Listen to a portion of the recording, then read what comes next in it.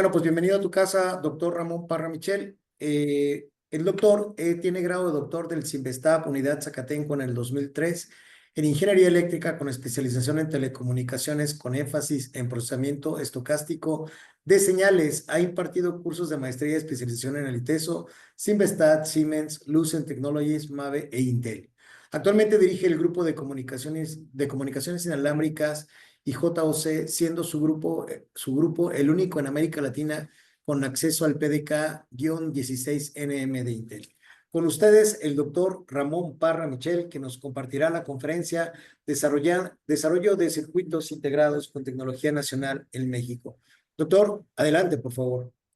Muchas gracias, Eduardo. ¿Me pueden confirmar que nada más se ve la presentación y no se ve las otras pantallas? Es correcto, está tu presentación, estás transmitiendo muy bien tu señal. Perfecto. Bueno, pues muchas gracias, Eduardo, y a los demás organizadores de este congreso. Es un placer acompañarlos y muy interesante la temática que están analizando. Bueno, les voy a compartir una presentación. Entiendo que tengo 30 minutos y lo que quiero, pues un poco compartirles es cómo está el tema de la industria de semiconductores en estos días, qué es el tema del nearshoring y por qué es importante, y por qué los semiconductores y la inteligencia artificial también, cómo se conectan, qué de ello estamos haciendo aquí en Simvestav, y bueno, qué están haciendo otros países, digamos, nuestro principal competidor, que sería Brasil, cómo están ellos. Bien, pues a ver, la industria, quisiera iniciar primero compartiendo el valor de la industria de los circuitos integrados en el mundo. Si vemos como en esta pantalla alrededor nuestro y buscamos los equipos electrónicos, pues vamos a ver que primero que todos ellos prácticamente son de manufactura extranjera, de propiedad intelectual extranjera, pero también pues que ya estamos rodeados de todos esos equipos. Y en cada equipo electrónico, pues realmente tenemos semiconductores.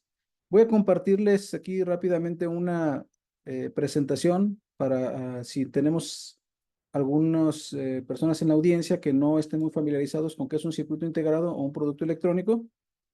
Estoy compartiendo el ruteo de una tarjeta electrónica, ¿ok? Para que se pueda observar cómo queda un circuito electrónico, ¿no? Entonces, esto sería una vista de una tarjeta electrónica y lo que vemos de color verde se le conoce como una tarjeta de circuito impreso. Esta tarjeta tiene las conexiones donde se instalan o donde se van a ensamblar los circuitos integrados. Estos bloques negros aquí que vemos, todos son ellos circuitos integrados. Y bueno, entonces con la tarjeta de circuito impreso y con los circuitos integrados, pues ya les podemos conectar otros sistemas, pantallas, teclados, lo que sea, y entonces podemos hacer productos terminados. ¿Ok? Este es un ejemplo de un diseño que se hizo aquí en Simvestab para un proyecto que les voy a compartir más adelante que se llama Jalisco on Chip. Bien. Entonces, con este contexto de qué es un producto electrónico, qué es un circuito integrado, ¿sí? Quiero compartirles ahora eh, que el negocio de los circuitos integrados es el mayor o el más grande del mundo. Estamos hablando de ventas del orden de 600 mil millones de dólares. ¿Ok? Para que se den una idea, Estados Unidos, que es la potencia principal del mundo, exporta como primer producto la aeronáutica con ingresos del orden de 130 mil millones de dólares. Después la gasolina refinada. Y en tercer lugar, como vemos en la gráfica superior derecha, en tercer lugar están los semiconductores. Pero si incluimos los productos electrónicos que se derivan de poder tener semiconductores, como son los equipos de radio, las computadoras, los equipos de cómputo también, los sistemas médicos, nos damos cuenta que ellos en conjunto representan la primer fuente de ingresos de la principal potencia. Entonces, la principal economía del mundo gira alrededor de los semiconductores y gira alrededor de la electrónica. Si vemos en la gráfica inferior derecha cómo está la propiedad intelectual de esos circuitos integrados, vemos que Estados Unidos pues agrupa más del 45% y China, que es el competidor fuerte, está del orden del 5%. En términos de propiedad intelectual, así está. En términos de dónde se fabrican los circuitos integrados, estos números cambian. En Estados Unidos está alrededor del 12%, mientras que en Taiwán se va a cerca del 60%. ¿Ok? Entonces, esto pues es relevante de saber porque nos explica el por qué hay tanto ruido cuando hay un movimiento en la geopolítica. En esta gráfica presento las etapas del desarrollo y venta de circuitos integrados. Si vemos del lado izquierdo, se hace el diseño del chip, después se manda a una fundidora, después se ensambla. ATP es por ensamble, empaquetado y pruebas, por siglas en inglés, y después se manda a las empresas que integran los dispositivos, que integran los circuitos, que hacen productos. Si nos vamos a referir a las primeras dos, en la etapa de diseño en particular, aquí les estoy mostrando un ejemplo de un desarrollo que hicimos en Simvestab, en el grupo de comunicaciones también, donde podemos pasar de un algoritmo, que este algoritmo de hecho es un sistema para transmitir señales como si fueran Bluetooth o como señales de fase continua que se utilizan para conexiones satelitales también o satélite terrestre. Una vez que tenemos el algoritmo, pasamos a una etapa que se llama de mapeo arquitectura, donde se puede hacer un programa que represente las operaciones matemáticas que estamos queriendo hacer con el algoritmo. Eso se necesita desarrollarse o tener estudios en procesamiento de señales para poder hacer este tipo de trabajo. Después se hace una implementación a nivel de un modelo de referencia en punto fijo y a nivel de transferencia de registros. Aquí lo que estudia las personas son diseño digital. Después se pasa a una etapa de verificación y validación y posteriormente una implementación en FPGA. Esta implementación, si es correcta, se prueba y se puede después, con varias etapas, implementar a nivel de circuito integrado. ¿Ok? Les voy a mostrar un ejemplo de este circuito, de este que se mandó a fabricar. Entonces ahí vemos cómo llegan los dados de la fábrica y esos dados después son puestos en un Doctor, sustrato. ¿nos está mostrando un video? Sí, ¿no se ve? No lo vemos. De acuerdo, entonces tampoco el primer video se vio, me imagino. No. Ok, No te preocupes, doctor, tienes tiempo suficiente para recuperar. Tenemos prácticamente 38 minutos para la exposición, entonces puedes hacerlo con toda calma.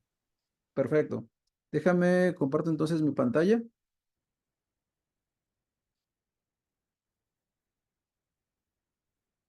Ok, y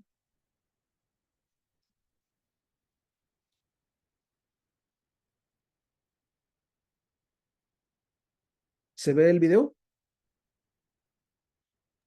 Sí, Ok, entonces aquí estamos mostrando los dados o los pedacitos de el circuito. Estos dados se conectan después a un sustrato, se alambran y después se empaquetan para tener finalmente la versión del circuito integrado que ya empaquetado que puede ser utilizado en un producto como es este caso. ¿Ok? Creo que sí puedo alcanzar a presentar el otro video. sí, doctor, adelante. Sí, sí, gracias. Disculpen. Entonces les comentaba en este video que es un circuito, digamos, cómo se hace un diseño de un PCB para mostrar lo que era un producto electrónico. Y les comentaba, esto que vemos de color verde se conoce como tarjetas de circuito impreso. Y los bloques que tenemos aquí ya son los circuitos integrados, los dados que les mostré ya empaquetados. ¿Ok?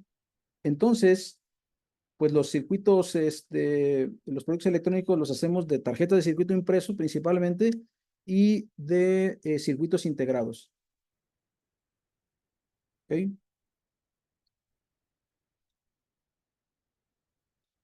Bien. Entonces, con todo el proceso de diseño, en algunas etapas se puede patentar, se puede publicar o se puede y se debe de transferir, hacer transferencia de tecnología del el producto que ha sido desarrollado, del circuito que ha sido desarrollado. Les comentaba que hay unas etapas cuando vienen las obleas, hay que cortarlas en los pequeños cuadritos o dados, después se pegan en un sustrato y se alambran para después ser empaquetados, probados y finalmente tener el circuito integrado. Es importante definir estas etapas porque Estados Unidos quiere quedarse obviamente con la parte de diseño y lo que quieren que les apoyemos es con la parte de assembling, testing and packaging que les comentaba. Entonces, ¿qué pasó con el nearshoring? En la pandemia del COVID 2019 cambiaron los hábitos de consumo. La gente no podía salir a trabajar, tenía que trabajar de manera remota y eso significó que tenían que comprar más computadoras o teníamos que comprar más teléfonos porque todo el mundo debía estar conectado y trabajando desde casa. Sin embargo, sí se mantuvo la creación de datos, pero lo que se detuvo fue las pruebas de assembling, testing and packaging. Y por esa razón, pues se dejó de producir componentes y se detuvo pues la construcción ustedes saben, de manufactura de carros, de impresoras, de prácticamente lo que fuera. Por otro lado, hay una guerra comercial entre Estados Unidos y con Europa y contra China para controlar la tecnología 5G y la producción de los circuitos integrados. ¿Por qué? Porque la tecnología de circuitos integrados es la que mueve al mundo en términos económicos y porque derivado de ello también la tecnología celular y los servicios de las comunicaciones es lo que le sigue en cuanto a lo que genera riqueza. Además, hay un tema de seguridad donde Estados Unidos pues, prefiere que China no tenga manera de mandar datos o de extraer datos de comunicaciones que deben de ser seguras, ¿no? Bueno, entonces, debido a esto, la industria electrónica sufre una sacudida muy fuerte. Del lado izquierdo de esta pantalla podemos ver aquí la producción de circuitos integrados o de manufactura en el 2019, donde la tecnología que, bueno, en el eje de las X vemos ahí la tecnología nanométrica y vemos que abajo de 10 nanómetros, pues prácticamente Taiwán es el amo y señor. Lo que se espera con los cambios que están impulsando en Estados Unidos es subir de la manufactura de circuitos de alto valor del 12 al 17% en los siguientes 4 o 5 años. ¿Okay? Entonces, ¿cómo está la capacidad actual? Les comentaba que Estados Unidos tiene cerca del 50% de la propiedad intelectual, pero solamente manufactura el 12%, el 8% Europa y todo lo demás en Asia. ¿Qué es lo que se quiere?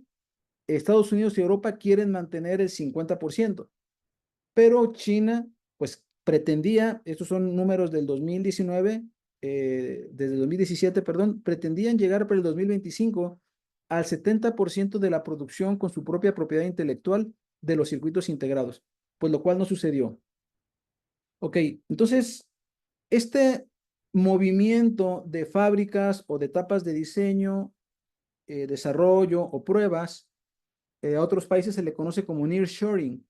Y realmente, pues todas las empresas que tenemos aquí en Jalisco en particular, todas las empresas extranjeras, Intel, Oracle, Bosch, todas realmente son ejemplos del nearshoring, donde pues estamos trabajando para fortalecer los productos americanos. Este concepto ya existía desde hace mucho, pero actualmente es muy importante porque aunque sean empresas que están con filiales extranjeras, realmente ya representa una parte importante de los productos que se comercializan en México. Para que se den una idea, de los 600 billones de dólares que están siendo comercializados en circuitos integrados, México más o menos recibe cerca de 100 billones.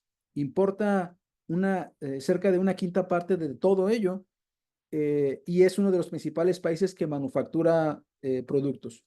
Ahora, si consideramos que el costo de la electrónica en los automóviles va a pasar del 5% del 2020 al 30% en el 2030 y cerca del 45% al 2050, pues es que debemos de trabajar para garantizar que estas condiciones no se pierdan. Es decir, necesitamos generar ingenieros suficientes para que puedan hacer las pruebas de los autos eléctricos. Necesitamos generar recurso humano para que pues, los empleos no se vayan. Y necesitamos también generar recurso humano para poder crear las nuevas empresas de manufactura, de soporte, de diseño que vengan a establecerse en México. Y bueno, esta ventana de oportunidad pues no va a estar siempre, ¿verdad? Se va eventualmente a cerrar. Bien. Ok, entonces la industria electrónica es la más relevante en cuanto a los términos económicos. Hay un movimiento.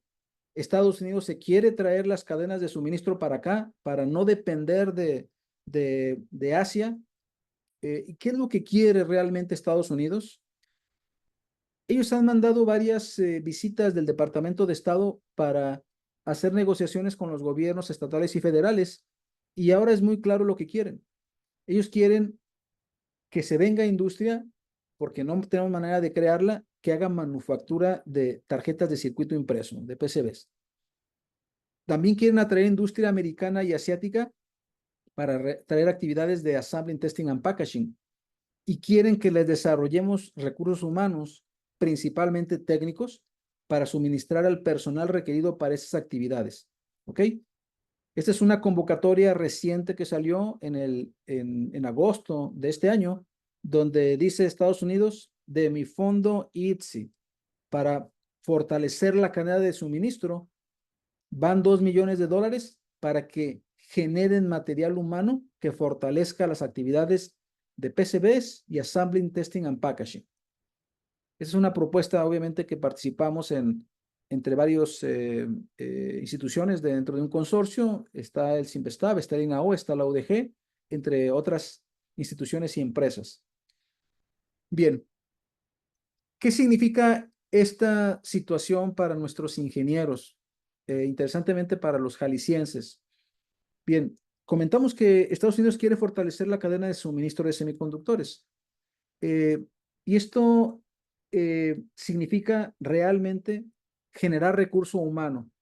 Si uno ve las proyecciones de la gente que se espera tener en manufactura y diseño, se espera que para 2030 haya un déficit comparado con el crecimiento que se tiene de producción de material humano, acerca de 67,000 nuevos ingenieros solo en Estados Unidos. Japón habla de otros 50,000. Entonces, falta mucha gente de computer science, pero faltan muchos ingenieros electrónicos. Falta de muchos técnicos también, algunos, y por esa razón Estados Unidos dice, ahí les va dinero porque yo quiero que ustedes me formen técnicos, ¿sale? ¿Cuál es el problema que también tiene Estados Unidos? Es decir, en ATP con técnicos debemos de entrarle, no debe de cuestionarse. Pero si vemos la generación de ingenieros de Estados Unidos, vemos que de los 120,000 ingenieros que puede generar dedicados a STEM, solamente al área de semiconductores va una fracción de algunos 5,000 de ellos. Entonces, los otros 22,000 que se van a requerir, pues van a tener que ser generados y ahí es donde se ve una oportunidad para México. ¿Ok? ¿Qué perfiles son los que se van a venir en el lado de ingeniería? Como comenté, se ocupan también ingenieros de software, pero ingenieros de diseño analógicos, digitales y de sistemas se van a requerir, además de ingenieros de pruebas, para poder llenar esta falta de ingenieros que van a ser requeridos muy pronto. Y eso se ve en el costo de prácticamente en cualquier tecnología. La mitad se lo llevan los ingenieros de software y la otra mitad son perfiles de ingeniería de hardware. Entonces, hay una oportunidad y es un mensaje para nuestra audiencia. Si hay estudiantes, si hay padres de familia, díganles, estudien ingeniería. En los siguientes años y de aquí en adelante, ingeniero en sistemas computacionales, ingenieros en electrónica, y tengan una especialidad donde vean algo de semiconductores, vean diseño digital, vean diseño analógico, van a tener trabajo, ¿ok? Y van a tener trabajo para empresas transnacionales y desde aquí a cualquier parte del mundo. Bien. Ahora, ¿por qué es tan importante este tema de los semiconductores y qué tiene que ver con la inteligencia artificial? Les comentaba que el gasto actual del consumo de semiconductores o la economía es del orden de 600 billones de dólares. Bien, pues muy pronto se espera que esto va a superar el trillón de dólares, y este aumento va a ser debido principalmente a la inteligencia artificial. Recientemente, ahorita en octubre, ya se dio el mensaje de que Foxconn va a crear una nueva planta aquí creo que van a meter como 3.200 millones de dólares para producir un chip de inteligencia artificial. ¿Ok? Entonces, ¿cómo se conecta? Se conecta los semiconductores y la inteligencia artificial en el sentido de que vamos a estar cada vez más inmersos en actividades que requieren o hacen uso de la inteligencia artificial, y por lo tanto, pues van a requerir aplicaciones en semiconductores. Entonces, vamos a ir una pequeña parte técnica nada más para entender por qué en circuito integrado. Bien, casi todos los problemas matemáticos se pueden reducir a una transformación lineal que puede representarse de forma matricial, ¿no? Y es igual a hx. A veces lo que queremos es encontrar el valor de x que me resuelva esta ecuación, y entonces tenemos la forma más sencilla es hacer la inversión de la matriz cuando se puede, y cuando no se puede, pues la forma directa es hacer una pseudoinversa o un algoritmo de mínimos cuadrados. Pero ¿qué pasa cuando tenemos otro tipo de problemas donde no están cerrados? Por ejemplo, un problema de reconocimiento de números. Probablemente cualquiera de nosotros identifica que ahí hay un 4, pero el 4 se puede describir de diferentes maneras. Entonces, ¿cómo hacemos un sistema que pueda reconocer todas las diferentes maneras en las que podemos escribir un número? Si nosotros nos vamos, si se fijan, para un espacio donde podemos dibujar o podemos escribir, puede ver, prácticamente es una realización de un proceso aleatorio. Y entonces ya no se puede ver de manera determinista, sino ahora tenemos que ver el problema como si fuera un problema aleatorio. Y entonces podemos tratar de estimar cuál es el mejor filtro que, que para una salida deseada con respecto de la entrada me produce el menor resultado. Y esos resultados están en términos de conocer las funciones de correlación. Por ejemplo, en este algoritmo de Linear Minimum Mean Square Error, tenemos que conocer las correlaciones, todas las posibles realizaciones que puede existir aquí, y tenemos que conocer todas las posibles realizaciones de la señal que entra y la que sale o la que estoy observando. Y esto lo podemos hacer si lo hacemos offline y después lo calculamos y entonces damos el resultado. Pero en la vida real no vamos a poder estimar el conjunto de datos que tenemos, y por otro lado, el tamaño de los datos que podemos estar recibiendo puede ser enorme como para suponer que puedo resolver este tipo de ecuaciones en tiempo real si es que tengo las estadísticas. Entonces, ¿qué hacemos? Hacemos una aproximación donde nos inventamos alguna topología donde cada una de estas topologías no es otra cosa más que, lo podemos ver como si fueran matrices también de multiplicaciones de este tipo en diferentes etapas, en su manera más simple, donde dependen de funcionales respecto de las salidas previas. Y esto pues se asemeja a cómo están conectadas las neuronas, y por eso se llaman también redes neuronales. La diferencia de esta aproximación cerrada, matemática, que minimiza los problemas aleatorios, es que en esta otra aproximación puedo entrenar para que los pesos de activación de estas conexiones aprendan ante qué entradas debe de responder para qué salidas, y ante qué otras entradas no debe de responder. Entonces, tenemos arquitecturas como estas que nos permiten atacar problemas de mucha dimensión, ¿ok? Muy complejos, ya no van a ser algoritmos óptimos, pero hacen los problemas tratables. Entonces, ¿qué está cambiando? Bueno, pues cambia que el cómputo estándar ya no va a ser el que tenemos anteriormente, donde hacemos una programación estructurada, donde hacemos programas, sino que se cambió a una programación en paralelo para hacer aceleración. Pero finalmente se está evolucionando algo que se conoce como el cómputo neuromórfico, donde los bloques de interconexión se parecen o tienen integrados las matemáticas para hacer este tipo de operaciones u otras semejantes dentro de las activaciones de redes neuronales. Entonces, eh, lo que quiero decir es que para poder acelerar la gran cantidad de problemas que vamos a tener de identificación de rostros, identificación de voz, señalización, reconocimiento de lo que quieran, ya el cómputo estándar no es el más adecuado en términos de consumos de potencia, no es el más adecuado para resolver problemas de grandes dimensiones. Entonces necesitamos otra arquitectura de sistemas de computadoras que sea específico a problemas de aprendizaje y que tengan estructuras de redes neuronales, redes neuronales convolucionales y otras formas de aprendizaje máquina. Estas presentaciones me la compartió nuestros colegas de Intel, y estas presentaron, ya tienen su procesador de cómputo neuromórfico, donde tiene cerca de 1 millón de neuronas y bueno, tiene cerca de 123 millones de sinapsis. Entonces, para que se dé una idea, a partir de ahí se han creado diferentes tarjetas y pues dentro de una tarjeta que tiene 8 a 32 computadoras neuromórficas, se tiene el equivalente a al procesamiento que tiene una abeja. Integrando varias de estas, pues se logra ya actualmente una integración de muchísimos chips, donde en principio se puede tener la conectividad equivalente ya a mamíferos relativamente complejos. Ojo, esto no quiere decir que ya la inteligencia artificial puede tomar las decisiones de los organismos vivos, ni mucho menos.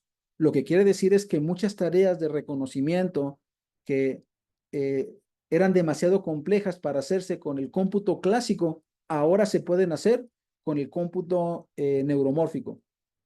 Bien, entonces, algunos desarrollos que tenemos en Simvestab.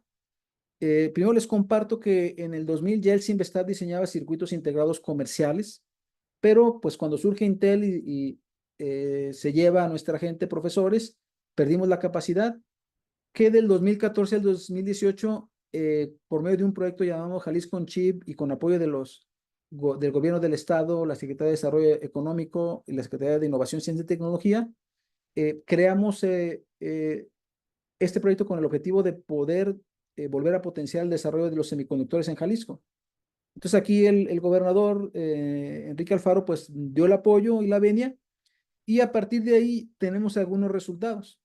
Por ejemplo, ya en Simvestab, ese es trabajo, por ejemplo, de la doctora Susana, donde haciendo la integración de algoritmos de aprendizaje máquina, de cómputo neuromórfico, puede hacer algunas actividades como circuitos para reconocimiento de señas, detección de cáncer de mama, detección de retinopatía diabética y otras actividades.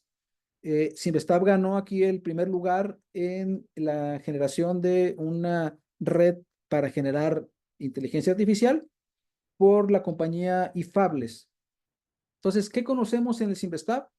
El flujo de diseño de las herramientas de uso libre en 130 nanómetros, y tenemos aplicaciones de diferentes tipos, entre ellas de inteligencia artificial. ¿Okay? También tenemos acceso a la tecnología del PDK de 16 nanómetros de Intel. Somos el único grupo que en Latinoamérica y en conjunto con el MIT, Stanford y otras universidades de Estados Unidos pueden hacer este tipo de tecnología, hacer uso de esta tecnología. Y somos la única institución que ha fabricado un circuito integrado en Intel en 16 nanómetros. en Latinoamérica, por supuesto.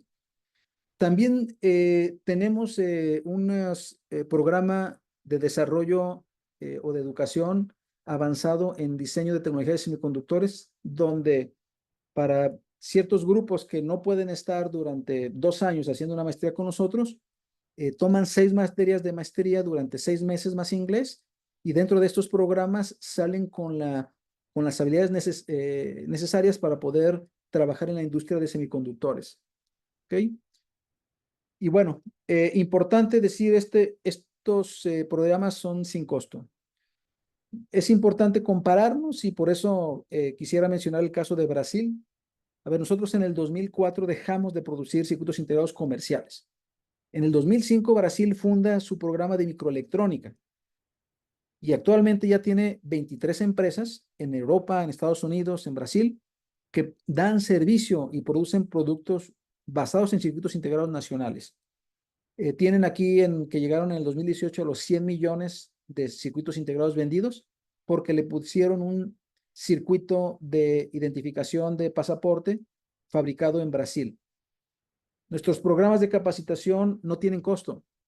Sus programas de capacitación semejante al nuestro de 6 meses no tiene costo, pero tiene beca además del orden de 16,500 pesos mensuales por 6 meses, para que hagan la comparativa. Bien, entonces, a manera de conclusión de esta presentación, les comparto que la tecnología electrónica de los semiconductores mueve la economía mundial. ¿Okay? La pandemia del COVID-19 y la guerra comercial entre Estados Unidos y China realmente cambió el mapa global. Ahora Estados Unidos quiere más manufactura, quiere no depender de la cadena de suministro, quiere hacer ATP aquí en México, en Costa Rica, en Panamá y en Canadá, y quiere seguir manteniendo e incrementando su capacidad de producción de circuitos integrados y propiedad intelectual. Entonces, los países industrializados están invirtiendo en ello. Japón dice, circuitos integrados es tan importante como la comida o como la energía. Y bueno, esta relocalización acrecenta las oportunidades de negocio y trabajo para México, pero debemos de tomarlo con seriedad. ¿Okay? El crecimiento de la inteligencia artificial está moviendo y revolucionando muchísimas aplicaciones de la electrónica, y eso implica que el negocio que viene, y lo vemos con estos circuitos de NVIDIA, van a ser muchos servidores, muchas computadoras que tienen la capacidad de hacer de manera eficiente algoritmos de inteligencia artificial y de aprendizaje máquina. Y esto va a hacer que el negocio crezca de los 600 billones que es actualmente, que es el mayor negocio en el mundo, a cerca del trillón de dólares. ¿Ok? Y bueno, en México tenemos algunas aplicaciones. No estamos haciendo todavía diseños y transferencia para hacer nuevos productos, pero sí tenemos propiedad intelectual propia que nos va a permitir, digamos, hacer eso. Ahora bien, comparado con otros países, pues no estamos siendo lo completamente agresivos que podríamos ser. Y bueno, con esto termino mi presentación, y bueno, espero haberles podido dar un panorama de lo que es la inteligencia artificial y qué tiene que ver con los semiconductores. Doctor, muchísimas gracias por tu ponencia. La verdad es que es muy vasta la información. Creo que realmente hay una gran cantidad de preguntas. Vamos a tratar de abordar la mayoría porque son numerosas y todas ellas interesantes. Bien, te voy a compartir la primera pregunta. Nos la hace Dalila Reyes y nos pregunta, entonces la inteligencia artificial nos podría servir en su mayoría para entrenar un GPT para soluciones específicas, crear un modelo de automatización. Esa es la primera pregunta. Realmente, sí, el concepto de inteligencia artificial está sobrecargado, como se dice en la computación, ¿no? Pero realmente a todo lo que se le llame hacer un cálculo iterativo y con, digamos, estructuras donde es más eficiente estar aprendiendo y es más eficiente calcular los pesos en base al aprendizaje que hacer la resolución de manera cerrada, le llamamos inteligencia artificial. Y en ese sentido, sí, hay muchos algoritmos que antes no podíamos hacer. ChatGPT realmente tiene eso, tiene motores de entrenamiento donde los pesos están siendo calculados a partir de información nueva que le está llegando y que toma de la red. Entonces, sí, la inteligencia artificial la podemos utilizar para eso y esos circuitos neuromórficos pues están dando miles y miles de procesadores para poder hacer este cómputo eficiente. Gracias, doctor. Tenemos una siguiente pregunta, Rodrigo Gómez. Doctor Ramón, la computación cuántica, cuando esté desarrollado, representaría un parteaguas en poder de cómputo para la IA. Perdón, es una pregunta. Está preguntando si la computación cuántica, cuando esté desarrollada, representaría un parteaguas en poder de cómputo para la IA. La computación cuántica en general va a ser un parteaguas para todos los esquemas de cómputo, digamos, los tradicionales. Es decir, nos va a permitir hacer los procesos muchísimo más rápido y entonces seguramente algunos de los problemas que ahorita los hacemos de manera iterativa y por aprendizaje, también los vamos a poder resolver de manera cerrada. A lo mejor aplicaciones de miles y miles de datos que ahorita no podemos resolver y por eso recurrimos a estos métodos iterativos y de aprendizaje, es decir, se van a poder resolver. Entonces, sirve tanto para el cómputo tradicional como para la inteligencia artificial, Muy bien. definitivamente. Gracias, doctor. Tenemos otra pregunta más. A todos te felicitan por la ponencia, ¿eh? Todos Muchas gracias. es un común denominador. Socorro Guerrero, ¿cuál es el reto hoy día respecto a cadenas de suministro? ¿Realmente nuestro país está preparado para esto? Gracias por su ponencia, doctor. Mira, es triste, pero a ver, México en logística y en cadenas de suministro está muy bien. México, de hecho, importa casi una quinta parte de los semiconductores que se fabrican en el mundo y ensambla muy bien y tiene la cadena de suministro también muy bien. El problema es que ahorita estamos nosotros comprando ya los circuitos completos. ¿Qué es lo que se busca? Es que integremos también la parte de que nos lleguen los dados pequeñitos y que aquí hagamos todo el ensamblaje de los dados para tener los circuitos fabricados. En ese sentido, en eso no tenemos, excepto Skyworks, otra compañía, Semtech por acá en Aguascalientes, Skyworks allá en Baja California, no tenemos una industria fuerte y es lo que se está buscando ahorita desarrollar. Muy bien, gracias, doctor. Tenemos a Víctor Rubio, que le mandamos un saludo cordial. Considerando el rápido avance de la inteligencia artificial y la creciente demanda de semiconductores a nivel mundial, ¿cuáles son las principales estrategias o iniciativas que Sinvestab está implementando para posicionarse en la cadena de valor de la industria de semiconductores y aprovechar el impulso de la IA? Mira, el Sinvestab en general, con los colegas que tenemos aquí, eh,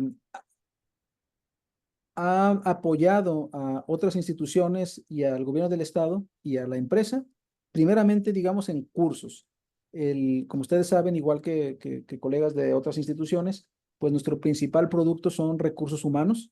Entonces, el Sinvestab lo que hace es, entiende cierto conocimiento y su obligación es diseminarlo.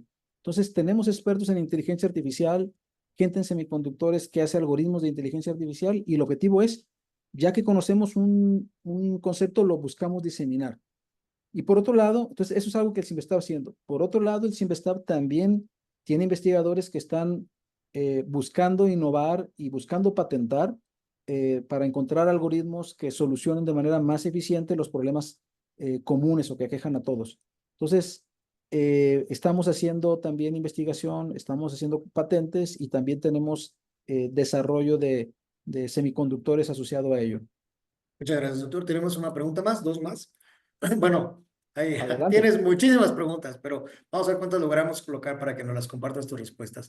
Socorro Guerrero, vaya reto y mucho por impulsar a nuestros estudiantes a estudiar una ingeniería. Gracias. Ella es solamente una felicitación. Y hay un comentario muy importante también de Dalila Reyes. Gracias por responder, doctor. ¿Cómo puedo obtener información de los cursos gratuitos? Ok. En la página del Sinvestab o si me mandan un correo a ramon.parra@sinvestab.mx, lo coordino con o la dirijo con el coordinador de los programas porque cada 6 meses más o menos tenemos cursos. Ahorita empezamos hace un mes el de circuitos integrados pero vamos a iniciar en febrero o marzo uno de diseño de PCBs, van a ser 6 cursos, y muy probablemente en septiembre iniciaremos otro de circuitos integrados. Entonces, está en nuestra página, pero si me mandan un correo, yo lo dirijo con el coordinador de los PADs. Bien, gracias, doctor. Estamos a punto de terminar la conferencia, pero me gustaría compartir contigo que has dado a través de tu conferencia, que ha sido sumamente interesante y rica, Gracias. esta armonía e importancia de lo que se conoce como la triple hélice. En más de alguna ocasión comentaste la relación que hay con gobierno, el apoyo del gobierno para ciertos temas de investigación, pero también la participación de las empresas para poder desarrollar esta parte de la tecnología. Me gustaría preguntarte, como, ¿qué tan próximos estamos en México para tener circuitos integrados de patente mexicana, pero de esa parte agresiva? O sea, ¿qué se necesita para que los circuitos integrados de patente mexicana puedan competir con otros grandes fabricantes o con otros grandes diseñadores? Necesitamos volumen de compra. Es decir, ya tenemos protección, ya tenemos desarrollo. Hay mucha tecnología incluso de legacy. Estos circuitos integrados que les comentaba eran circuitos que hacíamos en el 2000, digamos, que ya estaban en desuso porque ya las grandes compañías no les, digamos, dejaba los recursos porque solamente eran tirajes de 10,000 o 100,000. Ya no era tanto negocio, pero sí podemos hacer ahorita diseños de legacy si tenemos compradores. Entonces, la opinión y la estrategia que hemos tratado de seguir es mencionarle a los gobiernos federal y estatal que debemos de hacer un impulso a políticas públicas de sustitución de exportaciones. Por ejemplo, tenemos chips ya que vienen en nuestras tarjetas lectoras perdón, nuestras tarjetas de licencias de manejo. Muy probablemente en el IMSS Bienestar, Ebrard ya anunció también que viene en nuestro pasaporte. Esas las debemos de hacer nosotros. Debemos de iterar con compras del gobierno de manera masiva. Y una vez que tengamos entonces compras con productos muy concretos que están siendo probados, entonces vamos a poder atacar otros mercados. Es el camino que ha seguido Brasil, es el camino que siguió Surcorea, es el camino que ha hecho Estados Unidos siempre con la milicia. Entonces, es el que debemos de tomar desde mi punto de vista. Sustitución de importaciones con cambio de políticas públicas. Muchas gracias, doctor. El modelo ahí está, el camino ahí está. Y que también comentaste la llegada de la planta de Foxconn a Guadalajara, que me parece que es una de las más importantes o más grandes a nivel mundial. Y esto también lanza una invitación para prepararnos en Jalisco en el tema de la tecnología y particularmente en los temas electrónicos. Quisiera preguntarte, y esa es la última pregunta con la que cerramos esta conferencia tan valiosa que nos has compartido, y es un poquito más allá, más ambiciosa, pero ¿tú crees que en México ha llegado el momento de nombrar el inglés como el segundo idioma oficial para poder resarcir y tener una política educativa orientada desde los primeros, desde los inicios de la formación educativa de cualquier mexicano, con este componente de inglés? Creo que este es uno de los grandes retos o de los grandes rezagos que históricamente hemos tenido. ¿Cómo, qué tantos mexicanos profesionistas salimos hablando inglés con fluencia, con facilidad, con competencia, para ir a competir más allá de nuestras competencias técnicas? ¿Qué opinas de ello, doctor? Yo creo que es un tema indispensable. Definitivamente el inglés debía de ser para los profesionistas y no solamente los ingenieros, sino prácticamente ya profesionistas. Lo que vamos a ver es un mundo más globalizado. Vamos a estar trabajando con compañías y con equipos que están en otras partes del mundo y el idioma universal pues es el inglés. Entonces, definitivamente la mejor inversión que podemos hacer con los que vienen después de nosotros para que sean mejores que nosotros y tengan más oportunidades que nosotros, es empezar con el inglés a una etapa temprana. A mí me ha tocado ver grupos de trabajo que preparamos, que técnicamente están muy bien calificados y desafortunadamente no pueden ser contratados porque la manera de expresar sus ideas hacia un manager o hacia otros colegas de habla inglesa no es muy fluida y oportunidades de trabajo se pierden.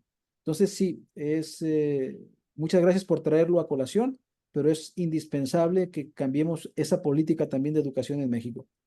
Bien. Doctor, queremos agradecerte tu participación. Estamos terminando el segmento con el cual nos ayudaste y nos compartiste tantas tendencias y bueno, también agradecerte como MECTI el gran apoyo que nos has dado desde el inicio de la asociación. Muchísimas gracias. Te haremos llegar en breve tu reconocimiento por esta gran conferencia que nos has compartido. Agradecemos tu presencia y te esperamos en los próximos eventos que tenga la MECTI. Gracias, doctor. Todo un placer. Muchas gracias. Es un placer. Buena tarde.